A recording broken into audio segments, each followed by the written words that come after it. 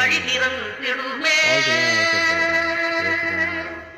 அரியது கேட்டவன் அழகான தமிழில் விளக்கம் தந்த மூதாட்டியே கொடியது என்ன? கொடியது கேட்கும் மணி வடிவேலாய் கொடிது கொடிது வறுமை கொடிது அதனினும் கொடிது இளமையில் வறுமை வாசனை இருக்கணும். அதனினும் கொடிது